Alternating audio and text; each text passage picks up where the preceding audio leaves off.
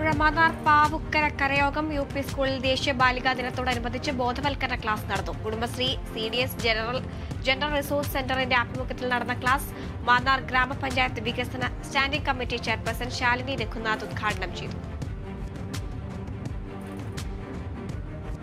Malappuram വളാഞ്ചേരിയിൽ scooter യാത്രക്കാരെ ഇടിച്ചിട്ട് നിർത്താതെ പോയ വാഹനം ദിവസങ്ങൾക്കകം പിടികൂടി. തലശ്ശേരി മൂഴിക്കര സ്വദേശിയുടെ വാഹനമാണ് പിടിച്ചെടുത്തത്. തിരൂർ ഡിവൈഎസ്പിയുടെ നേതൃത്വത്തിലുള്ള പ്രത്യേക അന്വേഷണ സംഘമാണ് വാഹനം പിടികൂടിയത്. തമിഴ്നാടൻ ജയശീലൻ അന്തരിച്ചു. മഞ്ഞപ്പിത്തം ബാധിച്ച് ചെന്നൈ സ്റ്റാൻലി ആശുപത്രിയിൽ ചികിത്സയിലിരിക്കെയാണ് അന്ത്യം. 100-ലേറെ തമിഴ് ചിത്രങ്ങളിൽ സഹനടനായി അഭിനയിച്ചിട്ടുണ്ട്.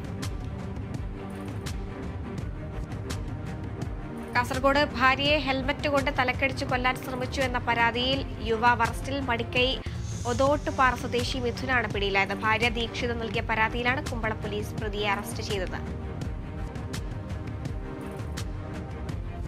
കാസർഗോഡ് തൃക്കരിപ്പൂർ സ്വകാര്യ സ്ഥാപനത്തിൽ അതിക്രമിച്ചു കയറി 1.5 ലക്ഷം രൂപ വില വരുന്ന ഐഫോൺ മോഷ്ടിച്ച കേസിലെ പ്രതിയെ അറസ്റ്റ് ചെയ്തു. കർണാടക ഹങ്കിടി ഉളുഗിരി സ്വദേശി രാജപ്പയാണ് ചന്തേര പോലീസിന്റെ പിടിയിലായത്.